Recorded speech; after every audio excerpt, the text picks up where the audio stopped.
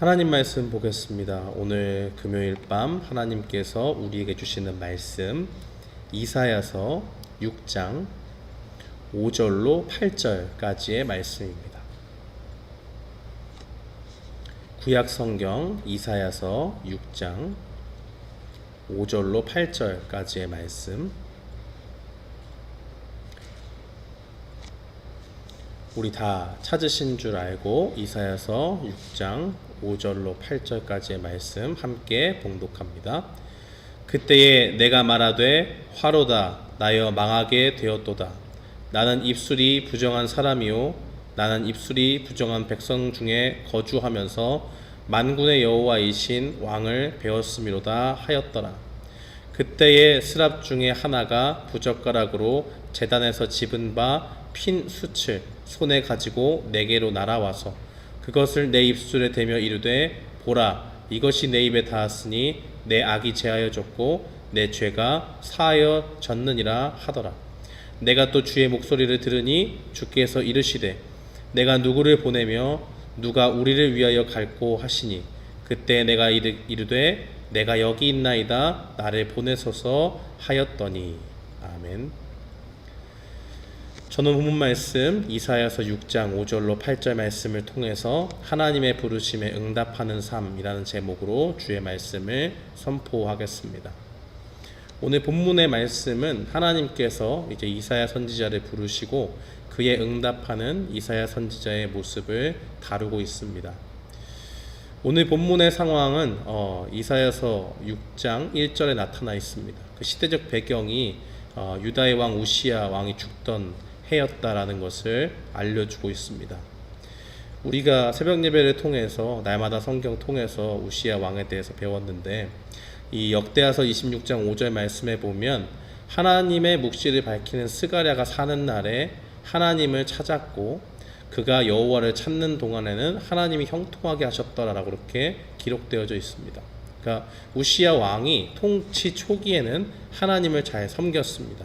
그래서 하나님께서 그에게 형통하게 하는 그 은혜를 베풀어 주셨습니다. 그러나 이제 그 곁에 있던 스가랴가 죽은 후에는 우상 숭배자가 되었습니다.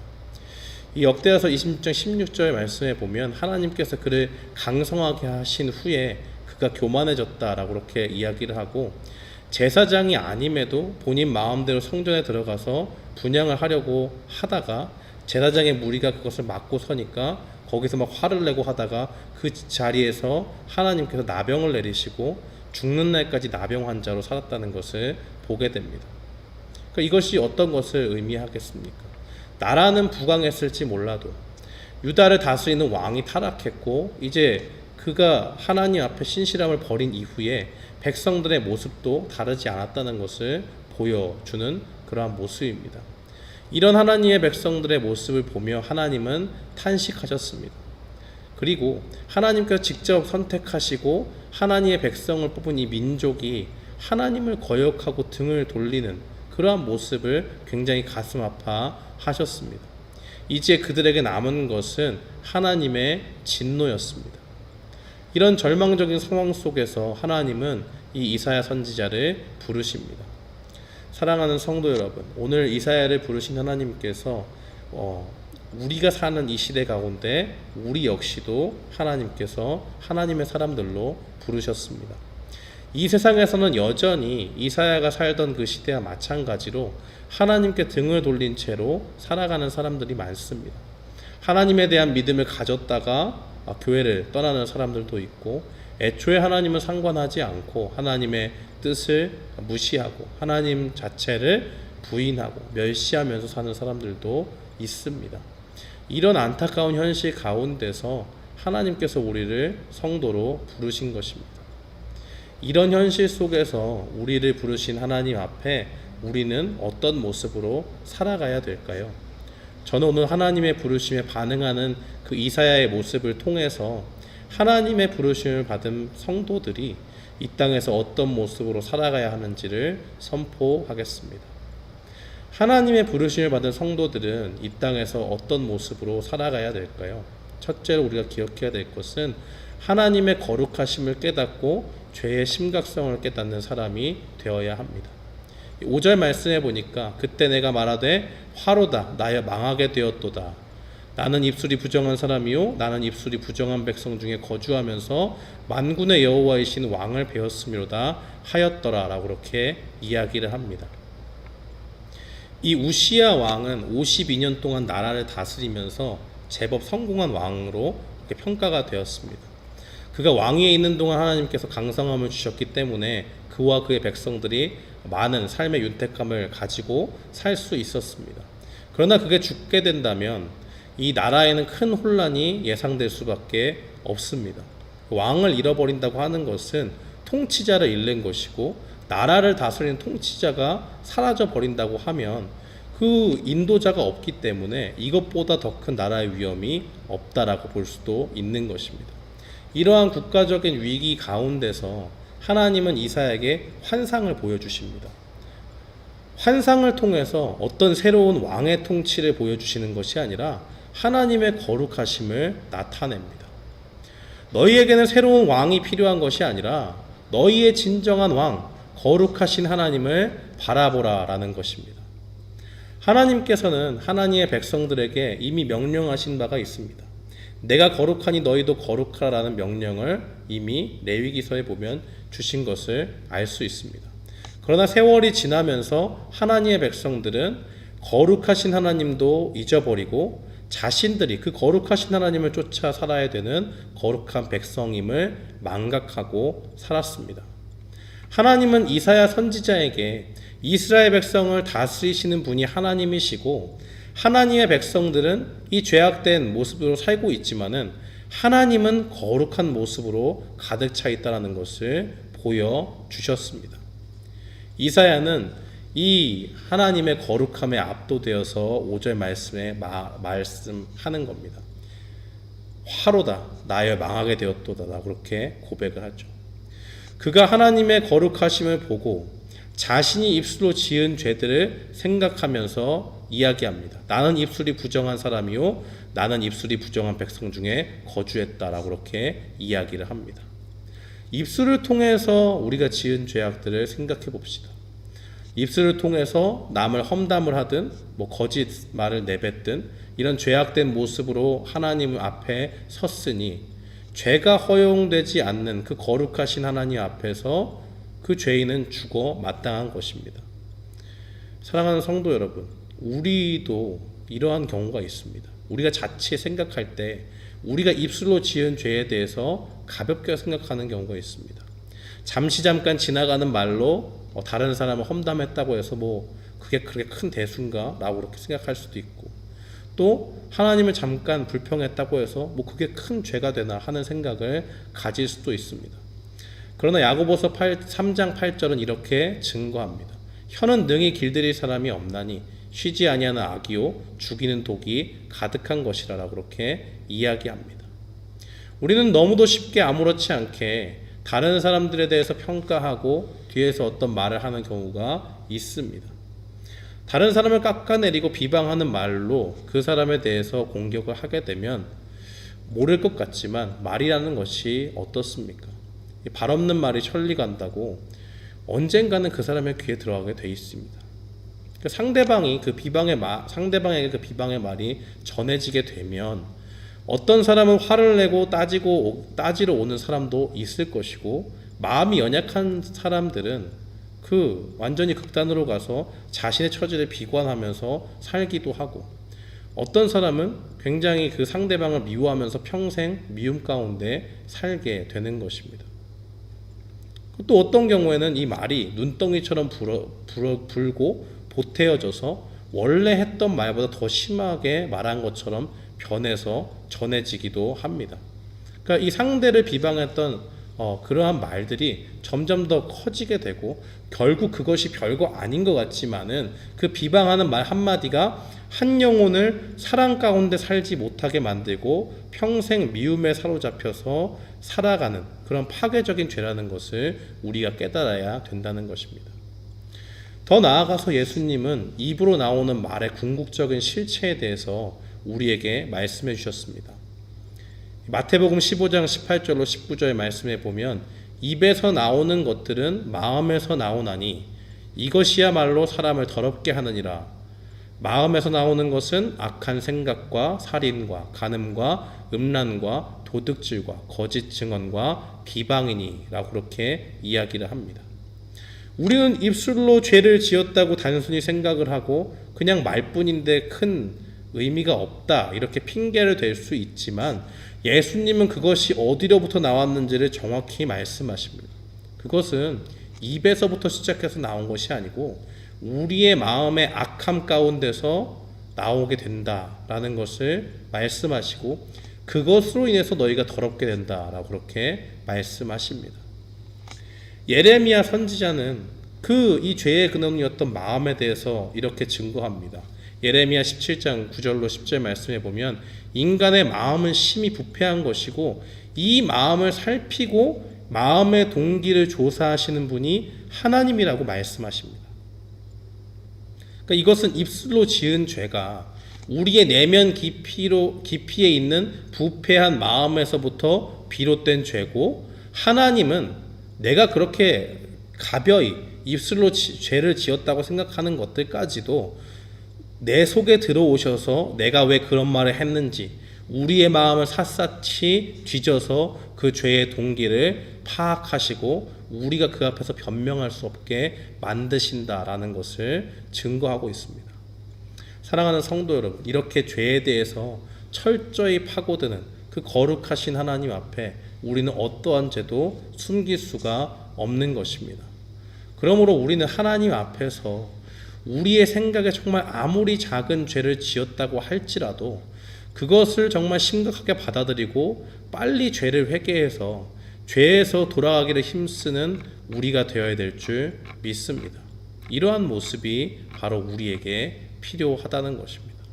그 가운데 정말 이 죄가 심각한 것을 깨달은 사람이 되어야 되는 것, 그것이 바로 주님의 부르심에 응답하는 삶의 첫 번째 모습입니다. 둘째로, 하나님의 부르심을 받은 성도들은 이 땅에서 어떤 모습으로 살아가야 될까요?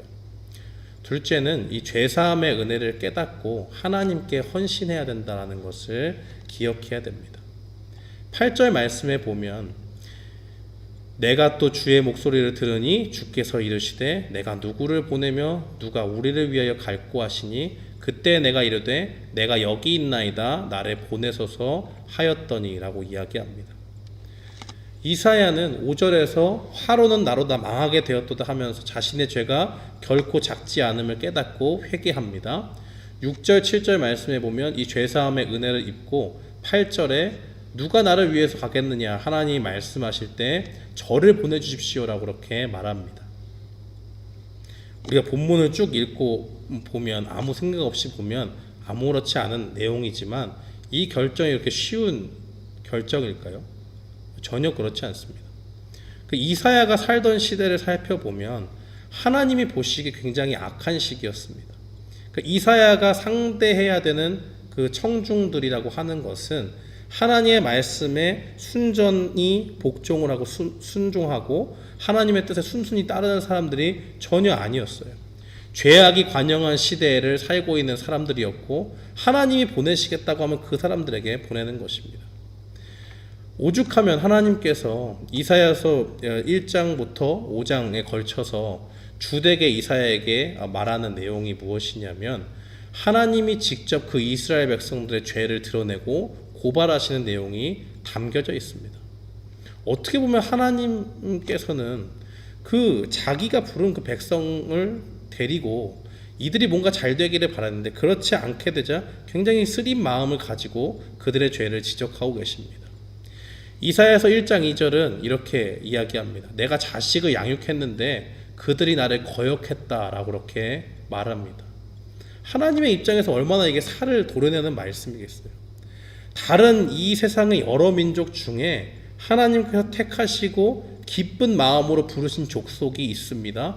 그 족속을 이끌다 보니까 그들이 애굽에서 노예가 되었던 때도 있고 그 가운데서 하나님의 능력 가운데 온전히 그들을 붙잡아서 가나안 땅까지 인도하시고 거기서 나라도 세울 수 있도록 은혜를 주셨습니다.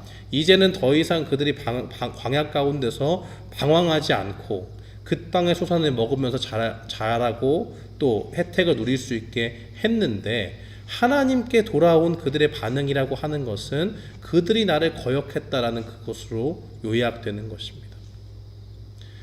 하나님이 직접 부르시고 택하고 인도한 그 백성이 반역자처럼 하나님의 뜻을 무시하고 살고 있는 이런 비참한 상황, 그것이 이사야가 보냄을 받는 그러한 상황입니다.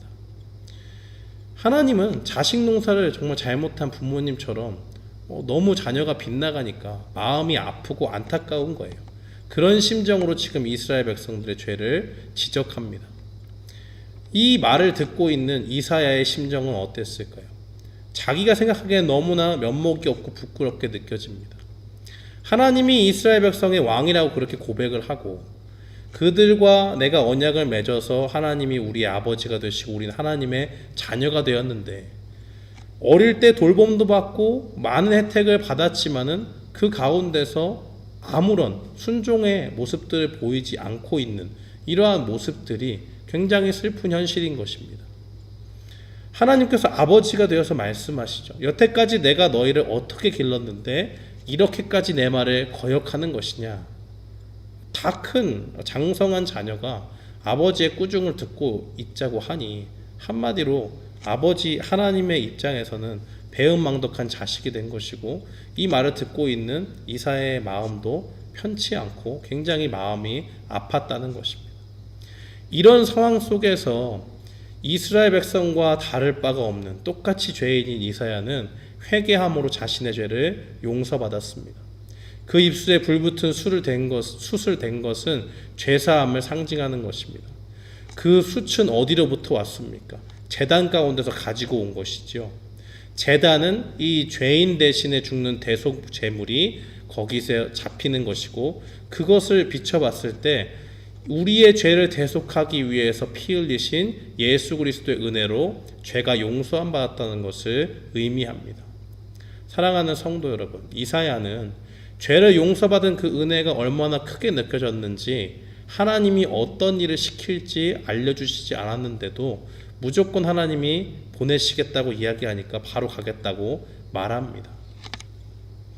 우리가 어떤 직장을 이렇게 고르거나 할 때에 내가 거기에 대해서 조사를 하지 않습니까? 내가 그 직장에 출근을 해서 무슨 일을 할 것인지, 연봉은 또 얼마나 줄 것인지, 휴가는 또 어떻게 주고, 내가 맡은 일은 뭐고, 정말 나에게 그 일이 주어졌을 때 그 일을 감당할 수가 있겠는가 하는 것을 다 고려하고 따져서 정하지 않습니까? 그런데 이 모든 조건을 다 듣고 하나님의 일에 헌신하기로 이사야는 결정한 것이 아닙니다. 먼저 조건을 듣기 전에 하나님이 나를 위해서 갈 자가 누구냐라고 이야기할 때 바로 헌신하고 나아가는 모습을 보게 됩니다. 이 결단은 어디로부터 나오는 것일까요? 이사야가 정말 무식하고 아무것도 몰라서 그런 것은 아닙니다. 이사야에게는 하나님께 받은 그 죄사함의 은혜가 너무 크기 때문에 그 은혜에 감사하는 마음으로 이러한 결단이 나왔다는 것입니다. 내가 지은 죄가 얼마나 큰 죄인지를 깨달으면 죄를 용서해 주시는 하나님의 은혜 역시 얼마나 큰 것인지 깨닫게 됩니다. 그 죄사함의 은혜에 감사함으로 조건을 따지지 않는 헌신이 나오게 되었다는 것입니다. 누가복음 7장에 가보면 예수님이 그 바리새인 시몬이라는 사람의 집에 초대되는 내용이 나와 있습니다. 예수님이 그 초대를 받고 식탁에 앉으셨는데, 식탁에 앉자마자 죄 지은 여인 하나가 들어옵니다. 예수님이 그 집에 계시다는 소식을 듣고 향유를 한 병 챙겨서 그 집으로 들어와서 하는 일이 눈물로 그 예수님의 그 발을 적시고 머리카락으로 그 예수님의 발을 씻어줬습니다. 발을 닦을 뿐만이 아니고 그 발에 입을 맞추고 향유를 부었습니다. 그것을 보고 있자니까 이 집주인인 시몬이라는 사람이 마음이 불편합니다. 왜 불편하냐? 속으로 그 생각을 해요. 야, 저 여자가 죄인인데 예수님이 정말 선지자였으면 저 여자가 죄인인 걸 알았을 텐데 라고 그렇게 생각을 합니다. 이 말은 뭐냐면, 저 여자는 죄인이니까 우리 집에 들어와서는 안 되고, 저 여자가 지금 예수님의 발을 만진다, 이거는 애초부터 죄인이기 때문에 금했어야지 하는 생각을 가지고 있는 겁니다. 그것 때문에 마음이 좀 불편한 마음이 있었어요. 예수님은 그 의중을 파악하시고 그 시몬에게 말씀합니다. 시몬아, 내가 물어볼 것이 있다. 돈을 빌려주고 장사를 하는 사람이 있는데, 한 사람은 500데나리온 빚을 졌고 한 사람은 50데나리온 빚을 졌다. 그런데 하다 보니까 이 사람들이 빚을 탕감할 수가 없는 지경에 이르게 됐다.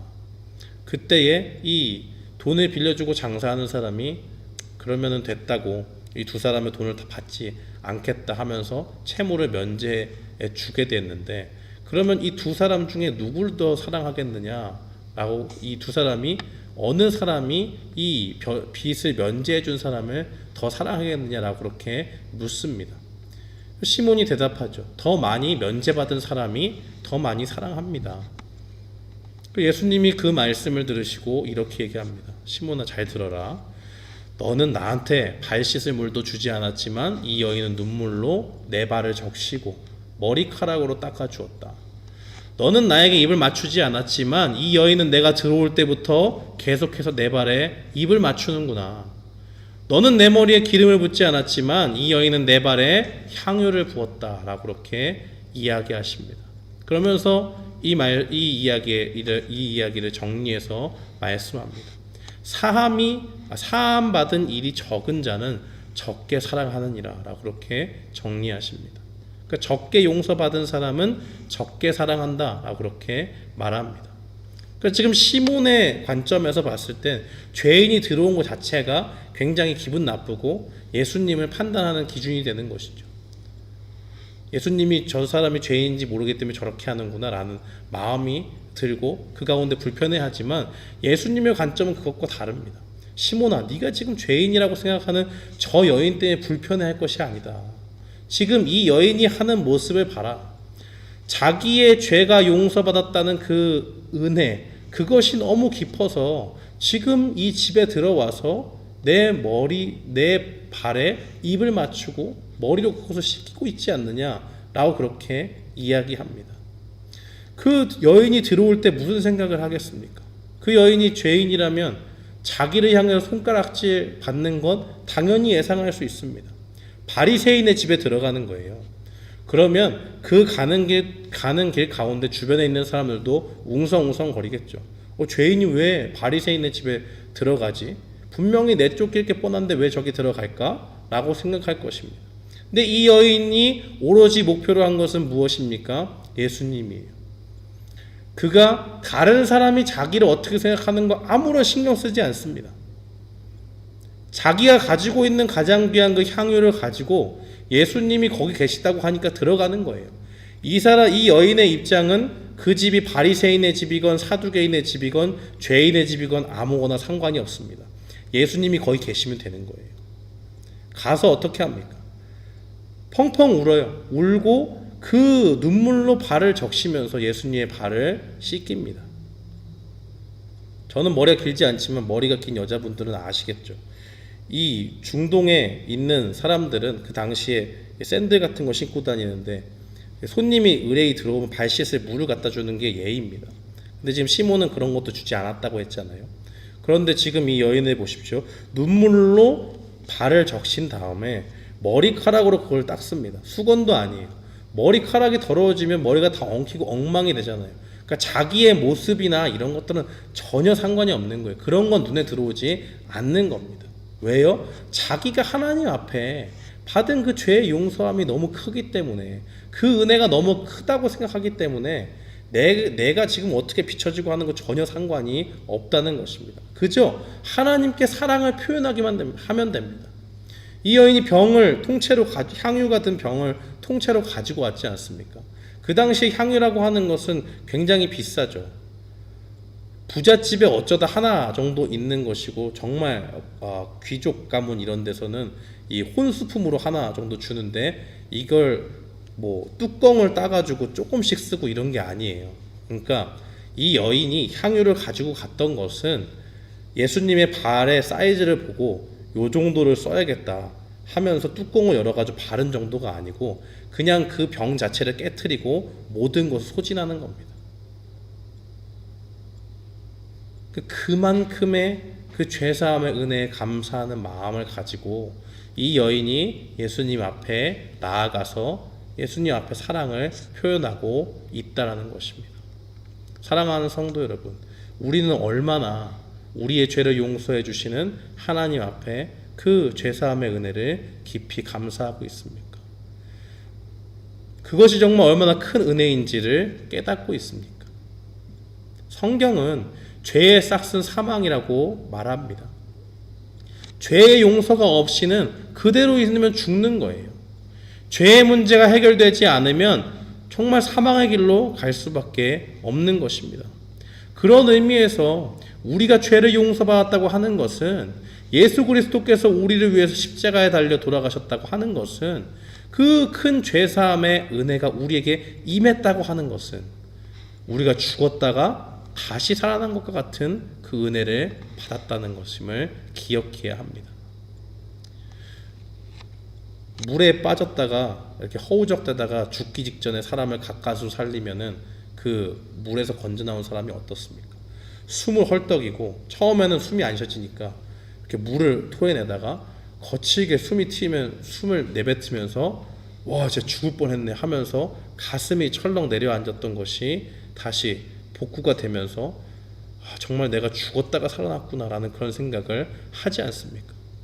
우리가 하나님 앞에 죄사함을 받았다는 것, 그 죄사함의 은혜를 입었다는 것이 바로 이런 모습과 같은 것입니다. 우리는 회개하고 하나님께서 우리를 용서해 주실 때마다 날마다 새 생명이 우리에게 주어졌음을 분명히 기억해야 됩니다. 이런 사람에게는 하나님께서 생명의 은인입니다. 마치 이사야가 하나님께서 무엇을 시키실지 알지 못하고 그저 하나님이 누가 나를 위해서 갈 것이냐라고 말할 때에 제가 가겠습니다, 저를 보내주십시오 라는 그 고백을 한 것처럼 생명의 은인처럼 생각하고 그에게 모든 것을 맡기고 나아가는 것입니다. 하나님의 은혜로 새 생명을 얻었으니 나를 죄에서 건져주시고 아낌없이 아들을 내어주신 그 하나님께 인생을 걸고 헌신하며 나아가는 것입니다. 그가 이렇게 헌신하고 나아갈 때 그에게 주어진 사역은 쉽지 않았습니다. 읽지 않았지만 본문 9절 이하의 말씀을 살펴보면 사도행전의 역사처럼 막 말씀을 선포했을 때 사람들이 회개하고 이런 거 없어요. 이사야가 말씀을 전해도 부흥은 일어나지 않습니다. 말씀을 전해도 회심의 역사가 나타나지 않아요. 얼마나 말씀 전하는 사람 입장에서는 힘든 반응이겠어요. 뭔가 이 말씀을 듣고 하나님의 마음을 깨닫고 그들이 정말 하나님의 그 백성으로 다시 돌아오기를 바라는데 아무도 그런 일이 일어나지 않는다고 하나님이 말씀하십니다. 그것을 이사야에게 맡겨주셨어요. 그러면 이사야가 이야기합니다. 그러면 언제까지 합니까? 고통스럽게도 6장 12절 말씀에 보면 자기 민족이 포로로 잡혀가고 땅이 황폐해지기까지 계속 부흥과 회개가 없는 사역을 감당해야 한다라고 그렇게 이야기합니다.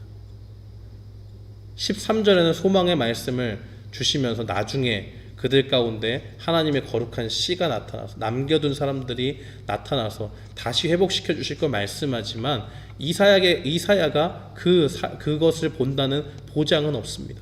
그저 그가 하는 일이라고 하는 것은 회개하지 않고 회심하지 않는 세대들에게 하나님의 말씀을 전하는 것입니다.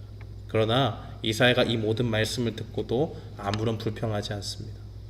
하나님께 헌신하기로 했고 그 죄사함의 은혜를 받은 그 이상 하나님께서 어떤 일을 맡겨주시든지 그 일을 묵묵히 감당해야겠다고 하는 그러한 믿음이 그 가운데 있기 때문입니다. 사랑하는 성도 여러분, 우리가 이 모습을 가지고 이 땅을 살아가는 주님의 백성이 되기를 원합니다. 하나님의 부르심을 받은 백성은, 하나님의 부르심을 받은 사람은 하나님의 거룩하심을 깨닫고 죄의 심각성을 깨닫습니다. 또 하나님의 부르심을 받은 사람은 우리를 용서해 주신 죄사함의 은혜를 깨닫고 하나님께 그 인생을 전적으로 헌신합니다. 오늘 말씀을 기억하면서 성도로서 죄를 멀리하고 죄를 지었다면 회개하고 그 죄사함의 은혜 가운데 주님께 기쁘게 헌신하는 우리 모두가 되기를 주님의 이름으로 축원합니다. 아멘.